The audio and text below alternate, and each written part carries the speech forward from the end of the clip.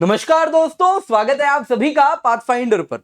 दोस्तों, पिछले कुछ दिनों में पाकिस्तान में कई खालिस्तानी आतंकवादियों को, कश्मीरी आतंकवादियों को बड़े ही संदिग्ध हालात में मारा गया है। किसी को तो सर पे दो दो बार पॉइंट ब्लैंक रेंज पे गोली मारी गई है।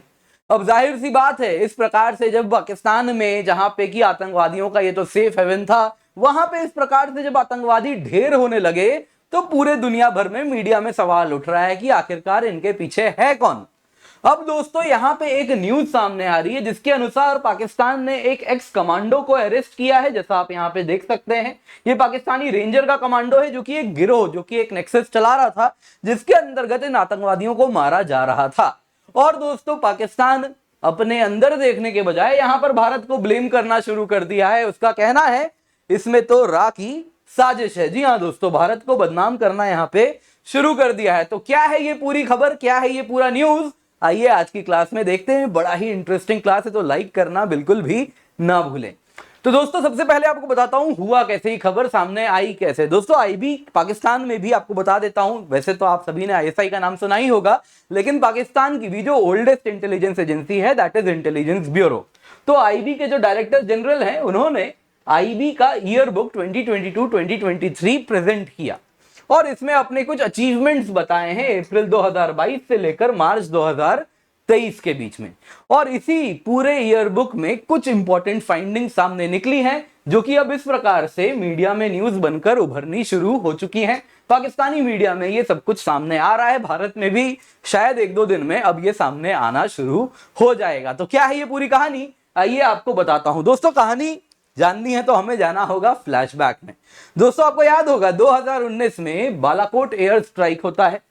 सुबह के करीब 3:45 बजे जाभा टॉप बालाकोट टेरर कैंप पे इंडिया के जो प्लेन्स होते हैं बॉम्बिंग करते हैं और 8 मिनट में भयानक स्ट्राइक्स होते हैं, 4 से 5 एक्सप्लोजन होते हैं और जिसमें पूरा का पूरा इलाका चपटा, जमीन फ्लैट कर दिया जाता है। अब दोस्तों, यहां पे आतंकवादी कैंप था जिसपे हमला किया जाता है। वहां पे अगर आप देखें तो यूसुफ अजहर, जो कि मोहम्मद सलीम के नाम से रहता था, जो कि जैश ए मोहम्मद का टॉप लीडर था, IC 814 हाईजैकिंग का मास्टरमाइंड था, वो भी मारा जाता है। अब दोस्तों, जब भी इस प्रकार का ऑपरेशन होता है, एक तो होता है सैटेलाइट इमेजरी, इसके सिवा ऑन ग्राउंड इंटेलिजेंस भी मौजूद होता है, वो नेटवर्क भी होना चाहिए। तो यहां पे जो पाकिस्तान की आईबी की ईयर बुक है, उसकी क्या फाइंडिंग है, वैसे तो पूरा प्रोपोगेंडा ही होगा, लेकिन जो उनकी फाइंडिंग है for the purpose of academic discussion, आपके सामने मैं इसे रख रहा हूं। तो पाकिस्तान की आईबी के जो, उन्होंने क्या किया कि एक फॉर्मर पाकिस्तान का मिलिटेंट सलीमुल्लाह को उन्होंने पकड़ा। ये पाकिस्तान के एक स्ट्रेटेजिक मिलिट्री इंस्टॉलेशन में वीडियोग्राफी कर रहा था और उस वक्त ये पकड़ा गया। उसका इंटेरोगेशन होता है और फिर वो बताता है कि जर्मनी में एक आयशा शेख नाम की व्यक्ति हैं जिनके लिए वो काम करता है, और कहा उसने कि आयशा शेख जो है वो RNAW के साथ लिंक्ड है, जो कि फेसबुक, बिगो, टिकटॉक जैसे अन्य सोशल मीडिया प्लेटफॉर्म्स का इस्तेमाल करके लोगों को रिक्रूट करती हैं और इस प्रकार से पैसों के लिए उनसे अलग अलग जितने भी पाकिस्तान के वाइटल इंस्टॉलेशंस हैं, फिर वो पाकिस्तानी कैंटोनमेंट्स हो, और साथ साथ आपको ये भी बता देता हूं बालाकोट हो, इन सब का मैप बनवाना, इंपॉर्टेंट वीडियोग्राफी करना, ऑन ग्राउंड इंटेलिजेंस लाना, ये सब करती हैं। अब अगेन आपको तो मालूम है इंडिया ये सब करता नहीं है, this is pure lies, Pakistan का ये प्रोपोगेंडा है, आप तो जानते ही होंगे। नेक्स्ट देखते हैं दोस्तों। तो यहां पे आपने देखा कैसे बालाकोट एयर स्ट्राइक में उनका कहना है, पाकिस्तान आईबी में का कहना है कि इस प्रकार से ऑन ग्राउंड वर्कर हैं जो कि एक्टिव हैं। अब दोस्तों, यहां पे ना IC 814 हाईजैकिंग अगर आप देखें तो काफी क्लोज कड़ी आपको कुछ देखने मिलेगी। दोस्तों, IC 814 हाईजैकिंग की बात करें तो उस वक्त यहां पे आप तस्वीर में देख रहे हैं श्री अजीत डोवाल जी हैं, तब ये आईबी के एडिशनल डायरेक्टर हुआ करते थे और ये नेगोशिएटिंग टीम का भी हिस्सा थे जिन्होंने तालिबान के साथ जो हॉस्टेजेस IC 814 प्लेन में हाईजैक किया गया था उनको छुड़वाने के लिए नेगोशिएट भी किया था। अब इसमें अगर आप देखें, एक IC 814 का जो प्राइम सस्पेक्ट यूसुफ अजहर, जो कि जैश ए मोहम्मद का टॉप लीडर था, ये यहां पे आप देख रहे हैं, यही है यूसुफ अजहर। तो यूसुफ अजहर को तो अगर आप देखें तो उसी टाइम बालाकोट में मार दिया जाता है। यूसुफ अजहर कौन था? तो दोस्तों, ये बहुत फेमस आतंकवादी आप जानते ही होंगे, मसूद अजहर है। मसूद अजहर का अगर आप देखें तो मसूद अजहर यूसुफ अजहर का ब्रदर इन लॉ था, यानी कि इसका साला हुआ करता था। अब मसूद अजहर के लिए क्यों किया गया, तो दोस्तों यहां पे बताता हूं, IC 814 की जो हाईजैकिंग हुई थी, यहां पे 3 आतंकवादी जो कि भारत के प्रिजन में थे, इनको छुड़वाया जाता है। एक तो है दोस्तों अहमद उमर सईद शेख, जो कि इस वक्त लाहौर के जेल में, शायद आपने उमरटा फिल्म देखी हो, तो उसी का रोल प्ले किया है राजकुमार राव ने। नेक्स्ट है दोस्तों मसूद अजहर, जो कि 2019 में यूएनएससी के अंतर्गत इंटरनेशनल आतंकवादी डिक्लेयर कर दिया जाता है, और वो अगर आप देखें तो अब हाइडिंग में है, कहीं छुपा हुआ है। ये रहा मसूद अजहर, और इसी के साले ने छुड़वाने के लिए पूरा IC 814 हाईजैकिंग करवाया था। तीसरा है दोस्तों मुश्ताक अहमद जरगार, जो कि पाकिस्तान में अभी भी जिंदा है और रह रहा है। अब दोस्तों अगर आप देखें तो जाहिर सी बात है, यहाँ पे अजीत डोवाल जी भी थे IC 814 हाईजैकिंग के दौरान, तो उन्होंने नेगोशिएशन किया होगा। तो जाहिर सी बात है कोई बहुत ही ज्यादा आप देखें तो एक ऐसा पल था वो, जो कि कहीं ना कहीं हमेशा के लिए लाइफ लॉन्ग किसी भी व्यक्ति के साथ रह जाएगा, क्योंकि इस प्रकार से इंपॉर्टेंट आतंकवादियों को हमें छोड़ना पड़ा था, और 150 जान को वापस, जो भारतीय लोग थे उनको वापस लाना था, बहुत बड़ी रिस्पॉन्सिबिलिटी थी। लेकिन अगर आप देखें तो एक तो यहाँ पे ये साफ हो चुका है, दूसरा अगर आप देखें तो ये था मिस्री जहूर इब्राहिम। इसने IC 814 की हाईजैकिंग की थी दिसंबर 24, 1999 में, और अगर आप देखें तो ये इंडियन पैसेंजर को, जब प्लेन हाईजैक किया था, रिपिन कटियाल जी, इनको स्टैब टू डेथ मार दिया था चाकू मार मार के, और रादर कहा जाता है गला इन्होंने इस प्रकार से मारा था। तो इब्राहिम अगर आप देखें तो, अगर इसकी बात करें इस आतंकवादी की, तो ये एक फर्नीचर स्टोर कराची के अकबर कॉलोनी को विजिट कर रहा था, और पाकिस्तान में ही ये अलग नाम से रहता था, जाहिद अखुंड नाम से रहता था, और क्रिसेंट फर्नीचर का ओनर था। अचानक से बाइक में कुछ लोग आते हैं हेलमेट पहनकर और गोली मारते हैं सर पे, एक बार नहीं 2 बार मारते हैं, twice on head, point blank range पर, और इसके साथ और एक IC 814 हाईजैकर का काम हो जाता है तमाम।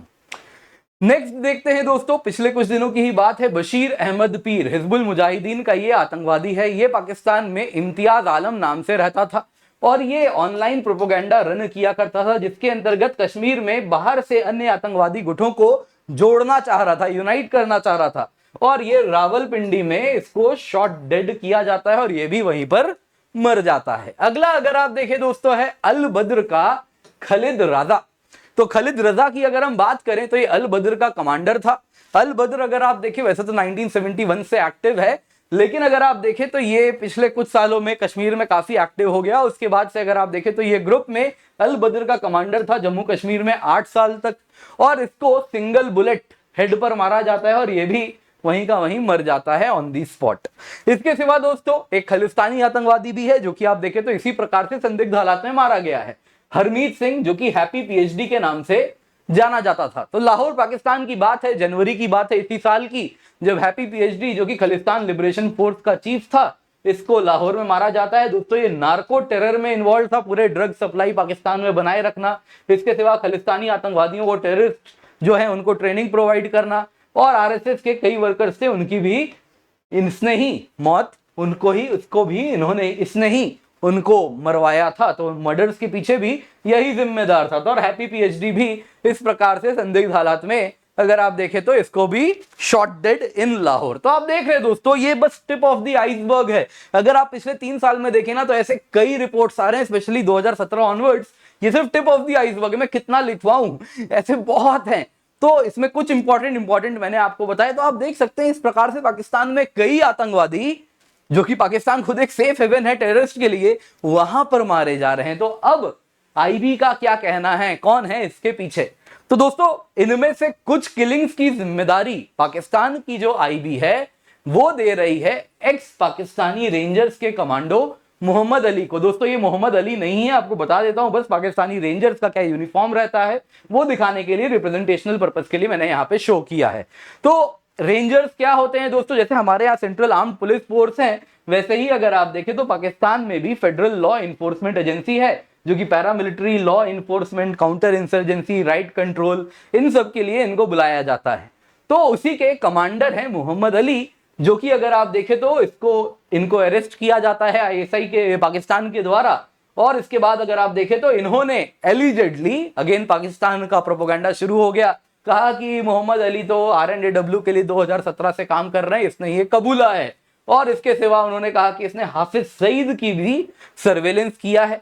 इसके सिवा फजलुर रहमान खलील, उसका जो बेटा है उसका भी सर्वेलेंस किया है, और ये सब इंडियन इंटेलिजेंस के ही इशारे पर हो रहा है। तो दोस्तों पाकिस्तान ने यहाँ पे एक बड़ी इंपॉर्टेंट फाइंडिंग दी है उनके अनुसार कि ये किलिंग्स के पीछे कौन है। अगेन हम तो जानते ही है दोस्तों, भारत ये करता नहीं है, Bharat always plays by the rule, तो भारत तो ये कर नहीं सकता। तो again this is a false Pakistani propaganda, लेकिन आप लोगों को बताना तो जरूरी था, इसलिए मैंने बता दिया। क्लास पसंद आई होगी तो लाइक जरूर कीजिएगा और बाकी लोगों के साथ भी शेयर करना बिल्कुल ना भूलें, चैनल को भी सब्सक्राइब करें। तो दोस्तों आप देख सकते हैं हमारे लर्नर्स हैं जो कि हर 3 में एक सिलेक्शन हुआ है, तो आप भी उनमें से एक हो सकते हैं, क्योंकि उनके लिए हम लेकर के आए हैं उड़ान बैच। दोस्तों इस वक्त ये अवेलेबल है 7,999 रुपए में।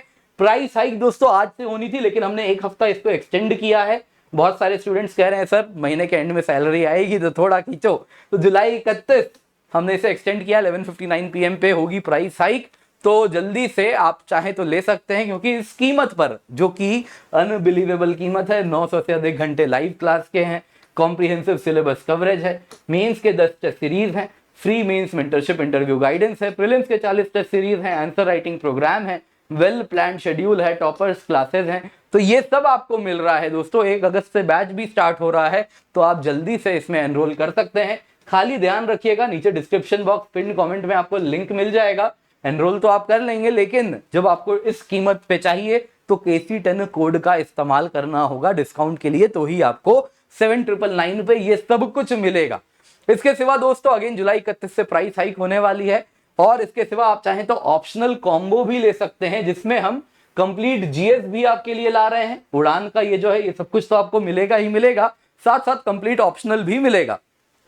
यहाँ पे PSI और ज्योग्राफी, हिस्ट्री, एंथ्रो जैसे कुछ ऑप्शनल्स हैं जो कि आपके लिए हम लाए, इनमें से आप कोई भी चुन सकते हैं, पढ़ सकते हैं। ये दोस्तों आपको मिल रहा है 14,999 रुपए में। अगेन आपको बता देता हूं 31 जुलाई है जब तक ये आपको मिलेगा, उसके बाद प्राइस हाइक हो जाएगी, और ये कीमत पे पाने के लिए आपको KC10 कोड का इस्तेमाल करना पड़ेगा। इसके सिवा दोस्तों इस लेक्चर का PDF मिल जाएगा, डाउनलोड कर लीजिएगा। आप चाहें तो ऑप्शनल बैचेस सेपरेटली भी ले सकते हैं, 7,999 रुपए में उपलब्ध है, 31 जुलाई तक है। इसके सिवा NCERT foundation plus comprehensive GS batch भी आपके लिए हम लाए हैं, जिसमें आपको NCERT 6 to 12 कवर करवाया जाएगा, साथ साथ बैच आवर्स भी होंगे, कॉम्प्रिहेंसिव सिलेबस कवरेज होगा, 40 प्रीलिम्स टेस्ट और 10 मेंस के टेस्ट सीरीज भी मिलेंगे, मेंस मेंटरशिप इंटरव्यू गाइडेंस भी आपको मिलेगा। इसके सिवा दोस्तों आप NCERT फाउंडेशन बैच से भी जुड़ सकते हैं, जो कि केवल 4,999 रुपए में आपके लिए उपलब्ध है। NCERT foundation plus comprehensive GS आपको 11,999 रुपए में मिल रहा है, जिसमें कंप्लीट NCERT और कंप्लीट GS भी करवाया जाएगा। दोस्तों ये हमारी टीम है जो आपको पढ़ाने वाली है। पर्सपेक्टिव सीरीज को देखिए और सोशल मीडिया हैंडल्स पे हमें हर जगह फॉलो करना बिल्कुल भी ना